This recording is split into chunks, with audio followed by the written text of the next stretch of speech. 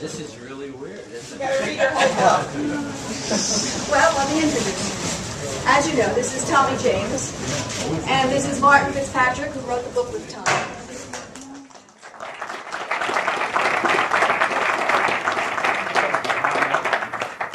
Okay, folks. Tell a little bit about that guitar, Tommy. This was the actual guitar that was on the front of the book. Oh. That's what they tell me. Anyway, how is everybody? Does this work? Okay. Thank you so much for coming. Boy, this is the first time I've ever done this. First book I've ever had anything to do with. Martin was brilliant, but I was a novice. I hope you enjoy the book. I hope it's as good to you as it was to me.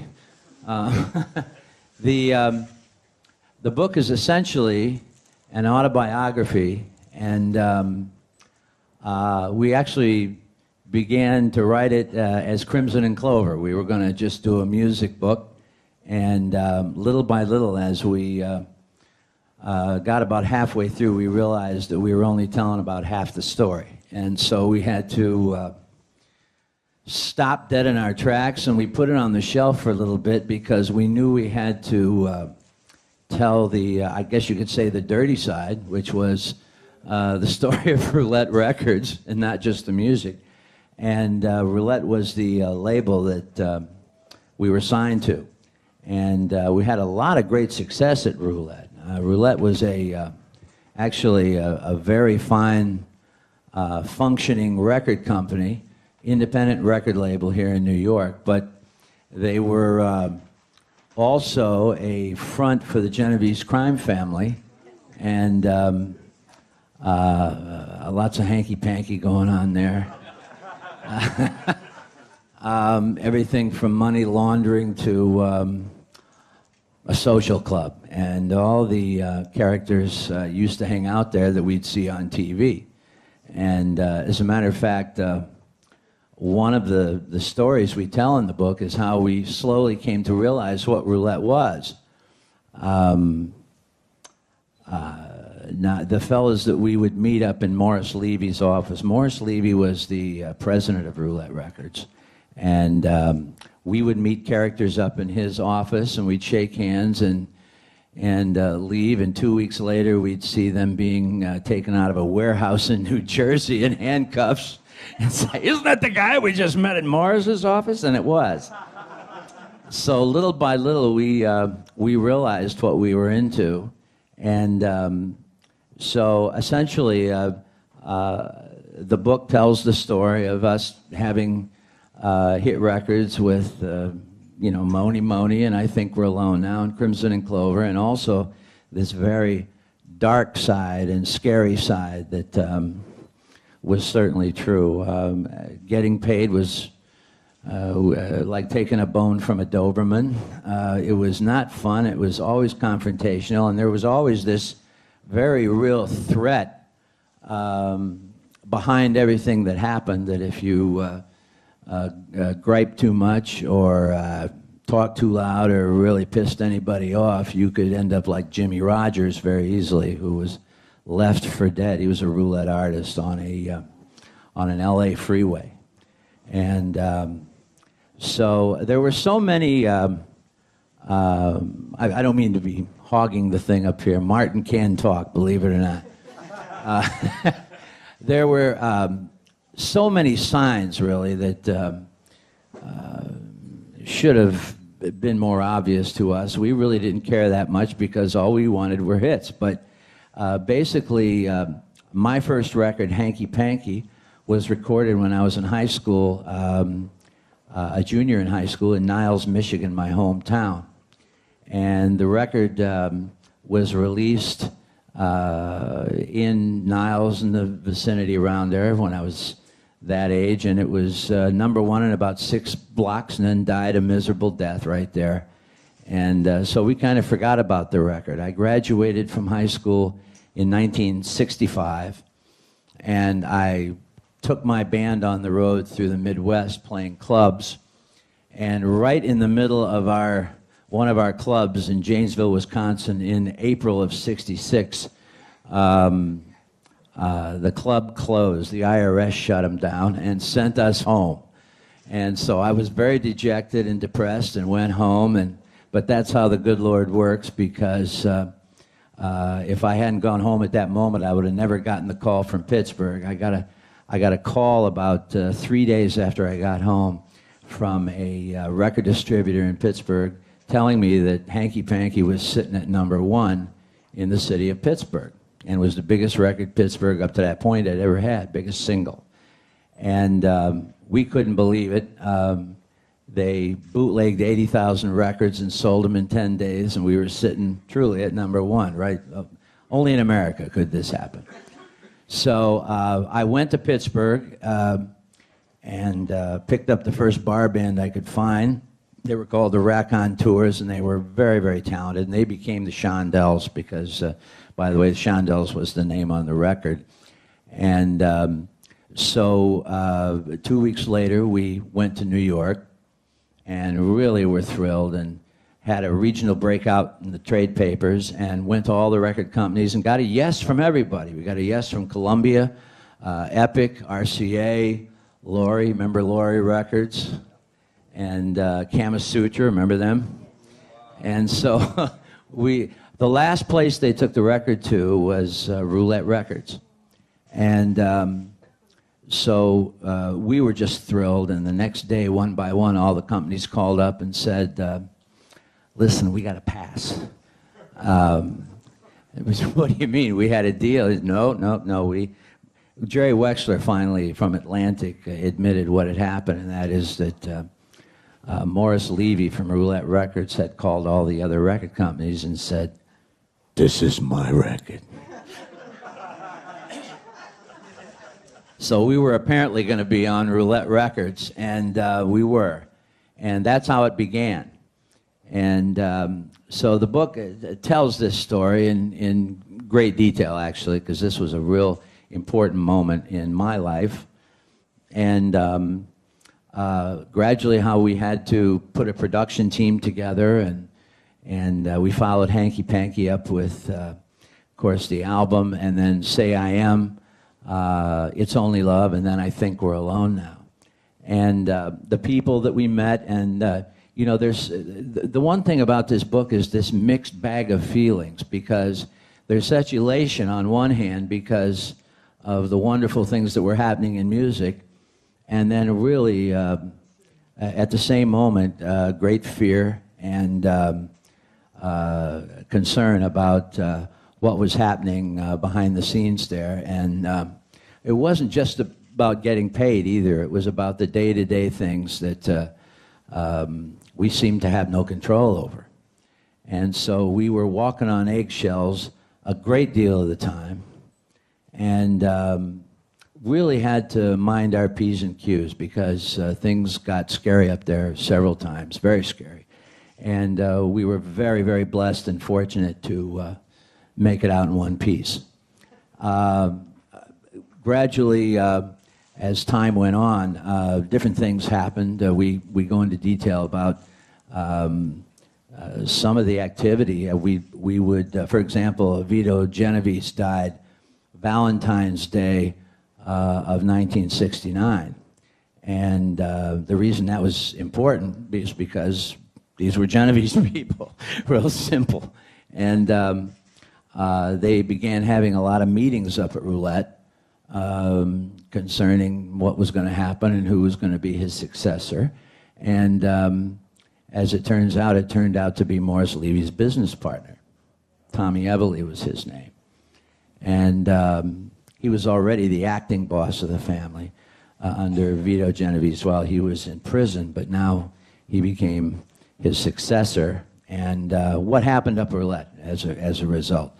And then a terrible mob war broke out in 1971. You may remember it in the newspapers. Hundreds of people, of mob guys were killed because the Gambino family was taking over New York. And at that moment, of course, Morris was on the wrong side, and things up at Roulette were really nuts. And so I won't tell you any more about it, except that as these people would come up to Morris's office, he would introduce me to some of these people, and it was very scary. And I constantly had to weigh whether it was worth it staying there because we were having hits, as opposed to all of the problems that that happened as a result of there being mob ties. So this is the first time I've talked about it. It was very, very therapeutic for me. Martin was brilliant, by the way. I got to tell you, we banged this out basically at my kitchen table, and Martin, who, by the way, is a very skilled writer, wrote a book and not too long ago about the Bitter End. You remember the Bitter End nightclub? So he's been doing rock and roll for a long time, and but when we began to write this, he had a philosophy, and that was that the book starts off sort of like a train pulling out of the station, and it gets develops a head of steam more and more as the book goes on, and finally by the end of the book it's really riveting. And he stuck to that, so we had to edit ourselves a lot. There's a lot of stories we couldn't tell because we just flat out didn't have enough time. We would have bored everybody. By the way, I'm so glad to have, there's Herbie Rosen right there. Herbie Rosen was, one of the greatest independent promotion men in the record business. He literally owned New York during the 90s. It's Wazzle. How are you? We have a few of the roulette people left, and I must say, I cherish these folks. We hang out together, we do things, and it's this is a wonderful time in all of our lives, but particularly because we get to tell this story. And I was always uncomfortable telling this story until the last of the bad guys kind of passed on. So anyway, that's my story, and I'm sticking to it. And I really hope you enjoy this thing. And Something to say. Okay. This afternoon, I got an email from Here's the mic. Tommy Eberle's nephew. Mr. Eberle was one of the people that he talks about in the book, and he said he read the book, and he wanted to thank Tommy for being kind to his uncle in the book. So there are, some relatives that are still around, but ultimately, so I wanted you to know that. I'm not nearly as brave, though, as you might think. I did wait till they passed on. So, anyway, I'd like for Martin to say hi, and Hello, everybody. you can use this. Thank you. I was very lucky to get a chance at this because this was, the deeper I got into it, the realized that this was I couldn't have written a better fictional story. Everything worked I think that's why it's so exciting, because it reads like a novel. When Tommy first came to New York, Morris was up here. He was at the top of his game. He ran the music business, ran it like the sixth family. We said there was the Colombo family, the Gambino, the Genovese, and then there was the Roulette family. And he ran the music business that way. And Tommy was down on the bottom, if you will, of this circle.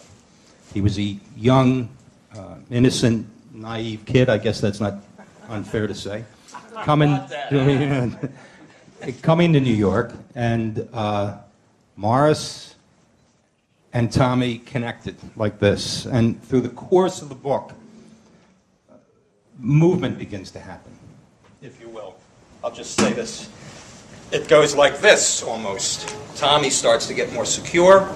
Morris starts to fade in that respect. And bit by bit by bit, they meet as equals. That's a very crucial point in the book. It's when Tommy takes control of his life, gets out of roulette, and that's that clash. After that, things begin to change. Roulette goes downhill. Tommy remarries, goes to Betty Ford. starts to get his royalties and his money back. Morris gets arrested, convicted, gets cancer, and by the end of the book, the entire arc of the story is changed. It's Tommy that's up here and Morris is down here, but there's still that connection. And the two of them can't let it go. And I just thought that was a marvelous, just a marvelous story by anybody's standards. And this is true, and of course, it's filled with probably the best time in popular American music. You can't beat the 60s and 70s.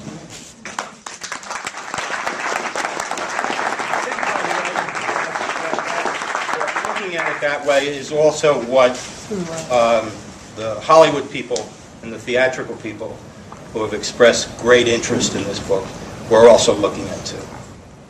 And with any luck, I guess you can go into that now. There's going to be extracurricular activity on the book, right? Well, that's true. And by the way, that was beautifully said. I hadn't thought of that, but you're exactly right. That is how it felt. And we've been very blessed and fortunate because it's going to be a movie and it's going to be a Broadway play. And we're just, I can't tell you, thank you. I can't tell you how wonderful that feels. And honestly, this is going to be the greatest time of our lives, I think. I think the next 2-3 years are going to be really amazing. And as I said, this was so therapeutic because it's something that I certainly have been wanting to tell for a long time. And I think once we got into it, I think Martin feels the same way. That this was important to get off my chest, and I really do believe that we're going to have a great time the next couple of years. So thank you, everybody, and God bless you, and thanks for coming. I'm sure there's 100 things I've left out, but at any rate, hope we get a chance to say hi to you. Thank you very much. Anybody have any questions? Do you have any questions? Right, sorry. I knew there was something I forgot. Yes, sir. Steve Allen said that there was nightclubs also that were mob running for a while. He couldn't get work in nightclubs. First of all, would you say that's true? And second of all, what about the present and the future as far as mob connections with either the record industry or nightclubs?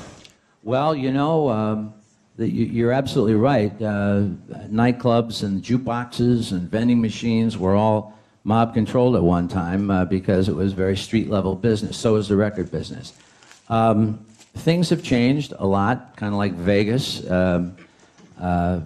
Basically, the music business, the record business, of course, really, we're talking about a business that doesn't exist anymore. Even the CD business is pretty much over. The widget business has been replaced by digital downloads and music, and of course, that's going to change everything. There's no middlemen anymore. So that really will stop most of the activity, I think. Although, who knows? The entertainment business has always been fertile ground for the mob, and I'm sure they'll be involved in it some more. But the funny part is that mob stories are sort of like cowboy stories. They're the new westerns, you know, and people are fascinated with this stuff. I know why. By the way, Hesh Rabkin on The Sopranos, you know, Hesh was Moish. They called him Moish, Morris Levy. And they obviously had a resident wise guy on The Sopranos, too. So, Tony Soprano was also modeled after Tony Salerno, who was one of the boys that used to hang out at Roulette. So, you know, it's going to. I don't think the mob is going to have the kind of connections that they did in the record business, but believe me, they'll be in the entertainment business. Yeah. Yes, sir. Hey, I know there's some live recordings of your recent bands and stuff, but is there any that we can hear from the original Shondells? Sure. You know, the original Shondells and I are back in the studio together. Wow. And that's true. I forgot to tell you that. Although I've been touring with sort of the new group of Shondells. At our book release party, we had both groups on stage at once. It was really a kick. We're back in the studio. We actually made a couple of tunes for the movie. One looks like it's going to be closing credits. Things are just a new version of I Think We're Alone Now. And not at all like the original version. Very sedate and slow and sort of singer-songwriter. And just came out beautiful. And we're going to release it as a single as it gets closer to the movie. But thanks for asking. Appreciate it. Yes, ma'am. All right, first, thank you for all the fun, great Oh, music, thank you. Over the years. Thanks My for parents hated Crimson and Crow. Hated it. Parents. Which part did they hate the worst, the end? Whatever bands were signed by Roulette. Roulette was an interesting array of people. It started out, the label was formed in 1956, and I must say, Morris Levy, who started Roulette, was really ahead of his time in some ways. I mean, he had a publishing company.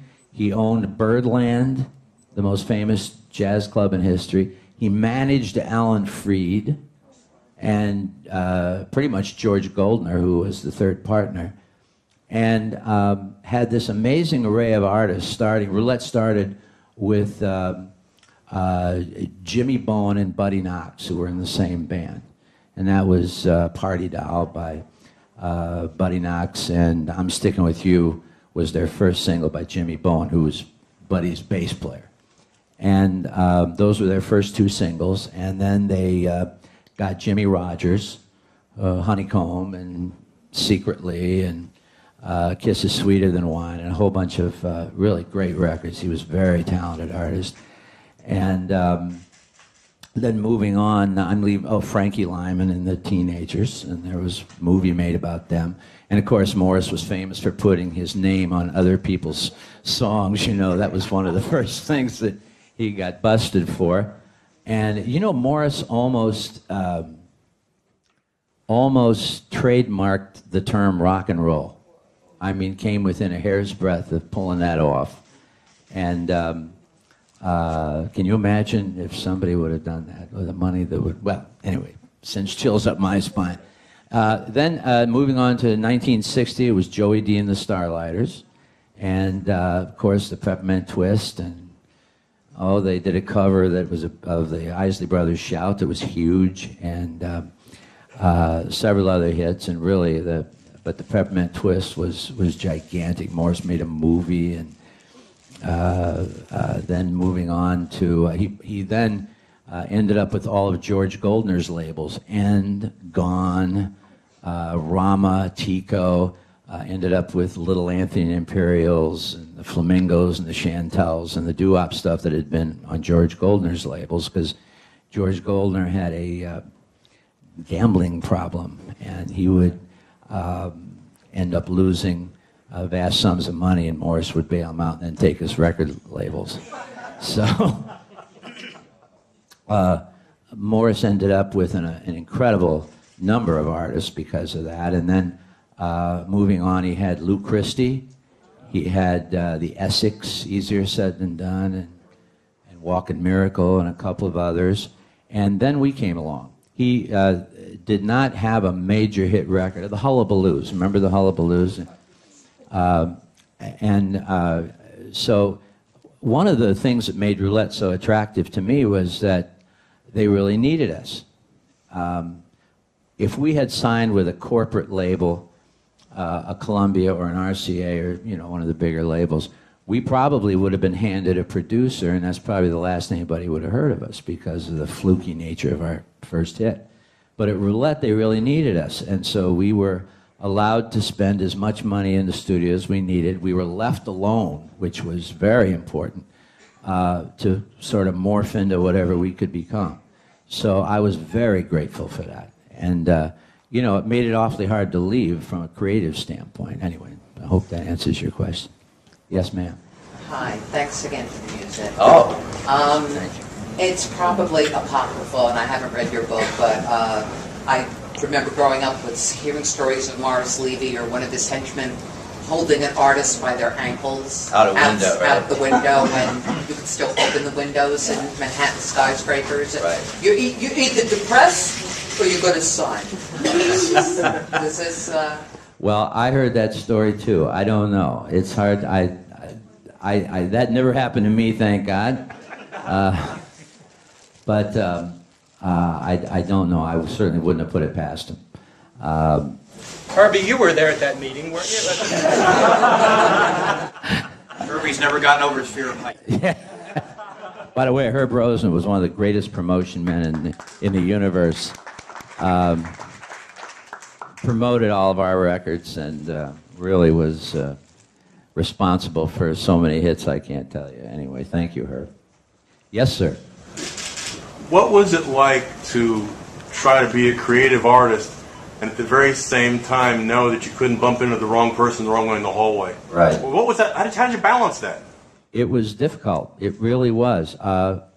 You know, the funny part was I actually spent a lot of time up at Roulette, working with Red Schwartz, who was the in-house promotion man, and Norman Kurtz, the lawyer up there, who was putting all kinds of overseas deals together. So it was, creatively, it was wonderful. There was just, you know, if you stayed out of Morris's office, chances are it'd be okay.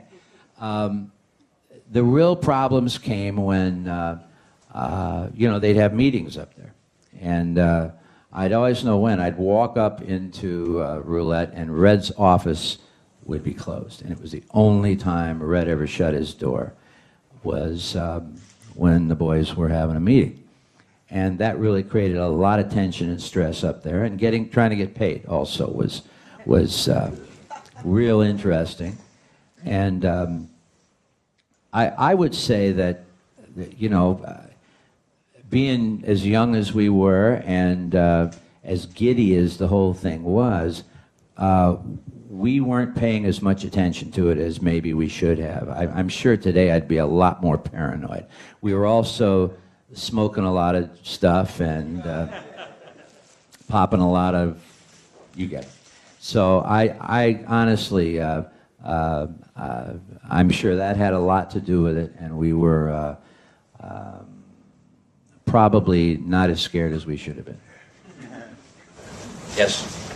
Big fan, many years. Thank you very much. What struck me about the book that was really interesting was that despite all the drama, you guys really seem to be having a lot of fun and a great time. I mean, some of the stories in there, the one about the two pigs getting on fire, were fabulous. So I guess I want to know, how'd you keep your sense of humor?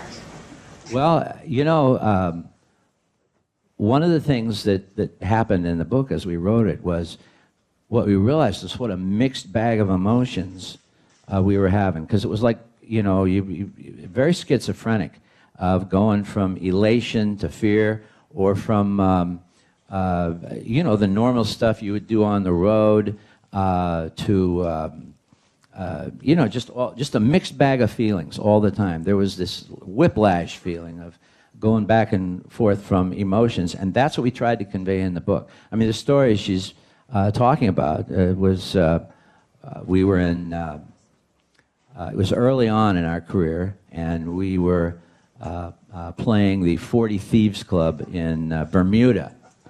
And we had just been the week before with Paul Revere and the Raiders out at Malibu Beach doing Where the Action Is. You remember that with Dick Clark? And we watched Paul Revere and the Raiders do this incredible thing. They called it a guitar fight. And, you know, they looked like pistons. The bass player, you know, Fang would drop down like this, and they'd swing a guitar really hard over his head, and he'd stand up and do the same thing back. And it was military precision. Of course, we went, we can do that. And so we tried it out at the 40 Thieves Club. And we were doing it to Land of a Thousand Dances. And we got about halfway through the song, and the guitar fight started, and all of a sudden, boom! And I turn around, and Joe Kessler, our guitar player, who wore a wig, his wig went right through the air like this, landed on a guy's candle on a table, and burst into flames. Couldn't have done that in 10,000 years. So the guy at the end of the night says to us, "Hey, I like the thing with the hair, man. Can you do that every show?" I said, "No, it's just something we do, at the very beginning of a gig, kind of creates a buzz." That's a true story. Anyway, thanks for asking. Yes, ma'am. Has the film been cast, and what is it doing? No, we are in the very beginning stages of what's called pre-production. And right now, a director is just going to be signed. They're talking with 3 different people. And it's going to be a wonderful bunch of people when it's done, because nobody is going to be a lightweight on this. And I'm just so flabbergasted by this attention. They're going to let me maybe be a bartender or an elevator operator or something.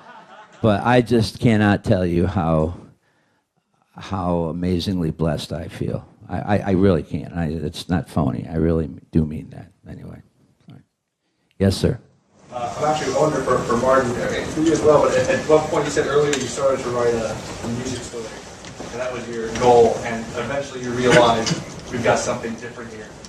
At what point did you realize we got something different here, we got to go in a different direction? What was kind of the deciding factor? Well, the more that Tommy talked about Morris, we would go, I would be moving in the direction, how was this song created, that song created, and all of a sudden we get lost in Morris stories. We couldn't get away from Morris if we tried.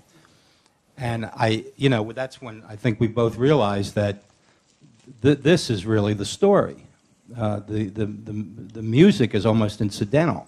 It's this thing that kept the pieces together. And for me, it was just technically speaking, it afforded a lot of opportunities in pacing. Like Tommy said, in the stories of the 50s and 60s before he gets to New York, it's a slower pace, more languid, easy, very little obscenity. Everything's morning in America. Yes. And as soon as he gets into New York, there's actually more stories, but the chapters compress a little, and it gets a little faster. And before you know it, like Tom, your head's spinning, because 5 things are going on all at once. And it's always with that shadow of Morris. We couldn't escape it if we wanted to. So why not just give in? Yes, ma'am. Hi, I really enjoy your music. Thank you very much. 2 things. I thought Alan Freed coined rock and roll, the phrase Yes. rock and roll. Oh, he did, but the other guy wanted to copyright Yes, it. that's right. The other thing is, I don't keep up with who goes into the Rock and Roll Hall of Fame. Are you in there with? No, that's going to change. I can't believe Madonna is in there. Well, it's. I've always taken a position when it's our time, we'll go. The Hall of Fame, by the way, is getting very much involved with promoting this project. I'm just blown away by that. We'll be out there, as a matter of fact, May 14th and 15th. We're going to be doing a seminar, basically what we're doing right now, questions and answers and that kind of thing, called Legends. And then the next night, we're going to be performing out there. So it's going to be. They've been very good to us, and last year they took my shoes, my boots. So my boots and my jacket were in, but I wasn't. This year, I think they get the whole package. I don't know. I hope so. I hope so. Yes, sir. What's your favorite tune of all the tunes you did? That we did? Yeah. Oh boy. Well, of the hits, I probably have to say Crystal Blue Persuasion, because thank you. Crystal Blue, every time I hear it, really takes me back to that magic summer of '69. Everything was working, and the Jets won, the Mets won, the Rangers won, the Knicks won. We went to the moon, Woodstock. In fact, it was #1 during the week of Woodstock. And honestly, it just reminds me, I can pretty much tell you what color clothes I had on when we made that record. Very hard record to make. Actually, we had a lot of problems with it. We really overproduced it. We had drums and guitars and percussion instruments on there, and it just wasn't the song we wrote. So we basically then had to unproduce the record and let it breathe a little bit until it had some atmosphere around it, and then it lived. By the way, we went #1 the week of Woodstock, and we were in Hawaii, and we had 2 shows, one at the beginning of 2 weeks and at the end of 2 weeks, and they put us up at the foot of Diamond Head at this wonderful Spanish villa mansion. It was just magnificent down there. And so our biggest concern of the day was whether to go swimming in the pool or in the ocean.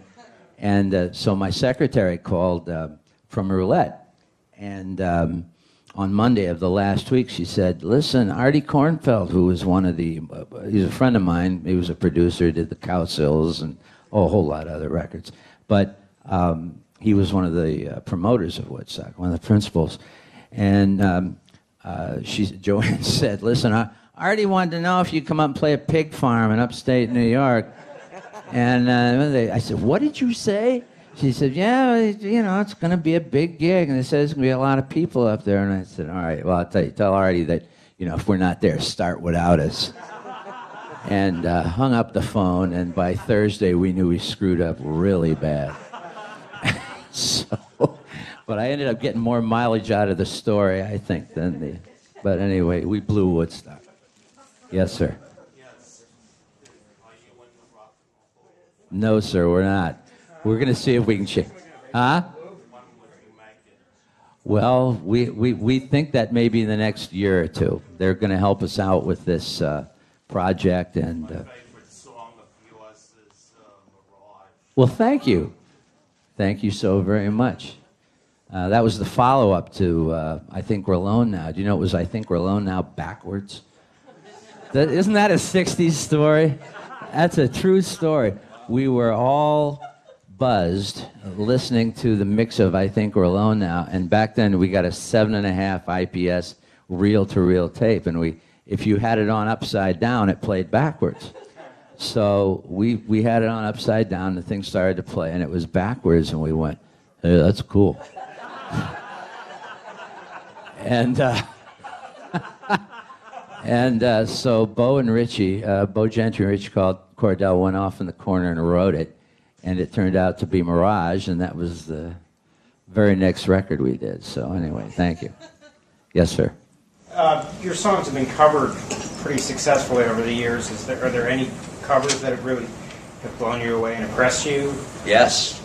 Yeah, we've had over 300 cover versions of our songs done over the years, and I think it's great. I'm very honored and flattered when somebody does one of our old songs, keeps the music in front of people. And actually, REM did a great job on Dragging a Line in the last Austin Powers movie, and I thought that was really. Prince just took Crimson and Clover to #1 digitally. Did you know that? He had a digital album this last year, and it was the first time that was ever done, and did a very futuristic version of Crimson and Clover that was really great. Tom Jones did I'm Alive last year from the Crimson and Clover album, and that was really unexpected. And so yeah, it's been wonderful with the cover versions. How about Moni by Billy Idol? Yeah, he did a good job. Kept the hard edges on it. We don't get paid for the dirty version though. From the Moni building. That's true. That was a true story. Moni was, we were just doing kind of a tossed salad of every party rock song I ever heard. And it was the night before we were supposed to do the vocals, and we still had no title. And we're looking for a girl's name, 2 syllables, looking for Sloopy, Boney Maroney, something. And so Richie Cordell, my songwriting partner, and I were at my apartment in 52nd and 8th in New York. And we throw our guitars down, go out on the terrace and light up a cigarette and just look up into the night sky. And the first thing our eyes fell on was the Mutual of New York building right down the street. Mony. That's a true story. And we just started laughing because if we'd have been looking in the other direction, we would have probably called it Howard Johnson's or Equitable, maybe. So, thank God for neon signs. Yeah. Yes, sir. Did you ever hear anything about how Bobby Fuller died? Yeah, that was pretty awful. He apparently, remember, I fought the law and the law won. I actually had met him a couple of weeks before he died. He played a club in New York called the Phone Booth, and it's where the Rascals had started out, actually, a couple of years before that. And he was a very nice guy with a gambling problem and got in over his head with somebody. And the way I heard the story, they got him at his own home, and he made him drink gasoline or some god-awful thing and killed him. Yeah. Very sorry to hear that. He was a great artist. Yes, sir. Sure. Do you think that Morris Levy's story will ever really be told? Well, I can only tell the parts of it that I know. You know, I can only tell the parts of it that were at roulette. And, you know, the funny part about Morris Levy, he became the star of the story. Simply because of who he is and you know, the way things were. And it was funny because we didn't mean to write it that way. That's just the way it came out. He and I sort of the ultimate odd couple, and it worked. Morris was an amazing guy. Morris died at 62. He had accomplished more in his life than almost any 10 guys I can think of. He was more fun than any 10 guys I can think of. It's just that he was the way he was. And I used to, you know, we used to talk. He'd take me up to his farm in upstate New York. He had a 3,100-acre horse farm up there. Actually, it was a dairy farm, became a horse farm. And he and I we'd get snifters of brandy and get loaded on a Friday night and just talk till 3, 4 in the morning. And I once asked him, I said, you know, you're a walking computer. You know more than anybody you hang out. Why do you hang out with these guys? If I hadn't been loaded, I'd have never asked him that question. And he wouldn't have answered me if he hadn't been loaded. He said, these are the people I know. And that was the most honest answer I ever heard. These were the people that I know. This was who he came off the streets with. And, you know, it was a love-hate relationship. There's no doubt about it. And when he died in 1990, he died of cancer up at his farm. And he had been convicted of mob stuff, racketeering, you name it, and was sentenced to 10 years. And he never served a day because he died. And so, the last scene in the book and the movie, I presume, is I was playing a gig that night. I had just released a new album. And just as I'm leaving the house in the morning, I get word that from our mutual friend, Howard Comart, a mutual accountant, that Morris was asking for me, and I needed to get up there right away. I said, as soon as I get back in the morning, I'm there. And he died that night. So I never got a chance to say goodbye to him and tell him, you know, how I felt, and that I was very appreciative of what he did. So the last scene in the book is I have this sort of imaginary conversation with him, what I would have said, I think, if if I had seen him. So that's how the book ends. Tell me you have time for 2 more questions. Sure. Yes, sir. Hi. Can I say how Crimson and Clover came about, and was it a real conscious effort to be part of the whole psychedelic scene? Well, Crimson and Clover actually, you know, turned out to be, aside from our first record, probably the most important record we ever made. And the reason is from a creative standpoint, it was a title that came to me as I'm in a dream, actually, just as I was waking up from a dream, and they were just two poetic words. I wish they were profound. It just sounded like two wonderful words that ought to mean something, and so we tried our best to make them mean something. That really is the truth. We wrote two different versions of it, and it ended up settling on the one that we know. The reason it was so important is not just because it was our biggest selling record, but it was the moment when we decided to produce ourselves, write for ourselves, and really take the bull by the horns and sort of burn all the bridges of having producers. We had just gotten off the road with Hubert Humphrey. He actually did the liner notes for the album. But when we left on the '68 campaign, by the way, it was the first time a rock act and a politician ever teamed up together. Was that incredible election, and we talk about it a great deal in the book. But when we left, all of the acts that were popular were singles acts. It was the Rascals, it was the Association, it was the Buckinghams, us, Gary Puckett, a handful of others. And when we got back, it was all album acts. It was Blood, Sweat, and Tears, Led Zeppelin, Crosby, Stills, and Nash, Joe Cocker, Neil Young. And the world turned upside down in that 90-day period.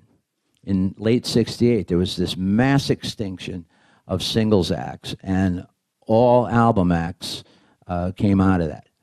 We were very, very fortunate because Crimson and Clover allowed us to make that transition from AM Top 40 to FM progressive album rock. And I can't think of any other record we ever did that would have allowed us to do that. And so Crimson and Clover really became, I guess, our second most important record that we ever made. And by the way, just as you know, Crimson and Clover, we had this spectacular beginning. We were gonna really blow it out and promote it, and Roulette was going to do a whole number on it.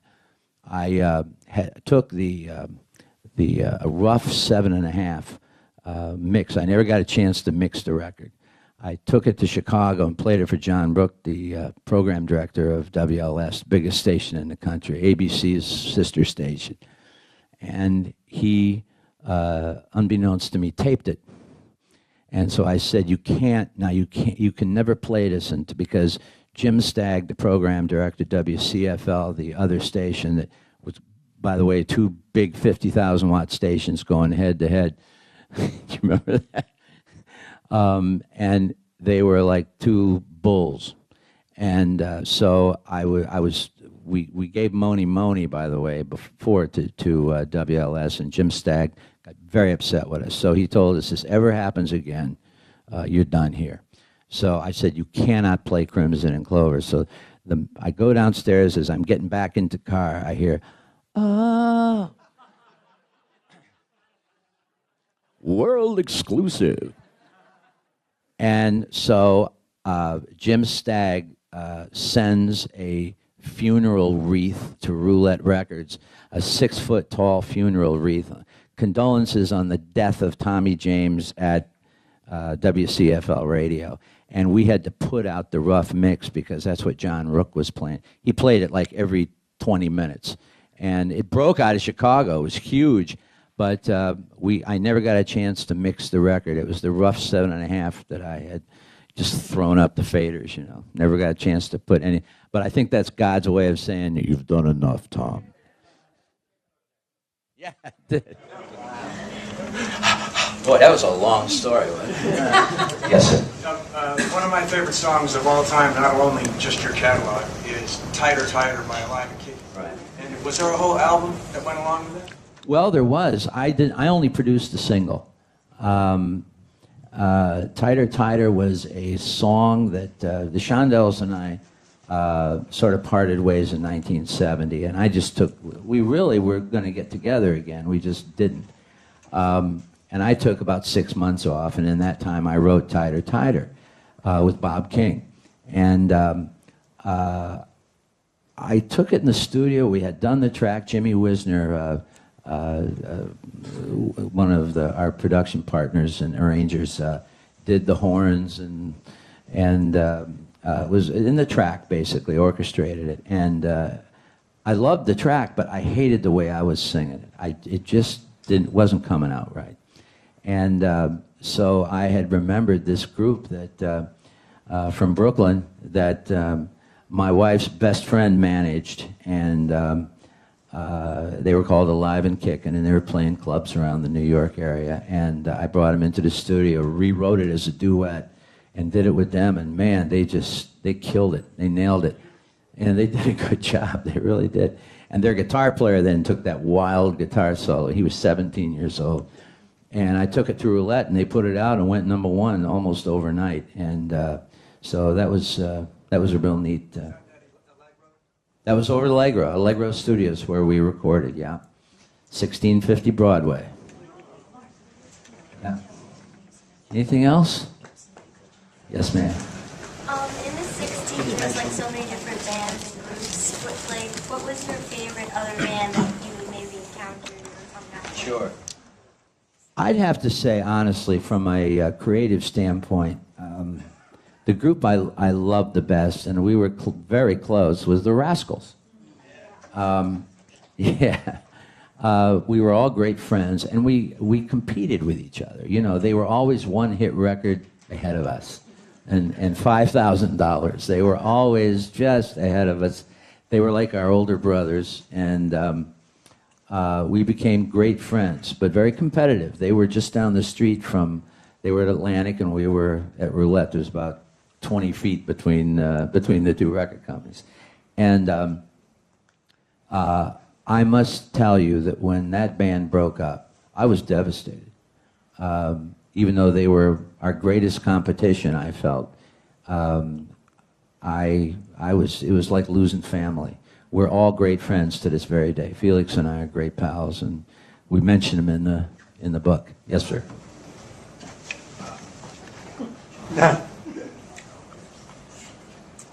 Okay, I sure will. By the way, if you wonder why this great Gibson guitar is sitting here, this was the actual guitar that was on very close to the one that is in this picture on the front. It's a beautiful Gibson, and Gibson has been very good to us, by the way, over the years. And I love Gibson equipment. I always have. We play it regularly, and I like the little gold pickups, don't you? Comb my hair. He doesn't have the shirt, though. No, I don't still have this shirt, by the way. I think I smoked it. I'm not sure. Anyway, thank you very much, folks. God bless you.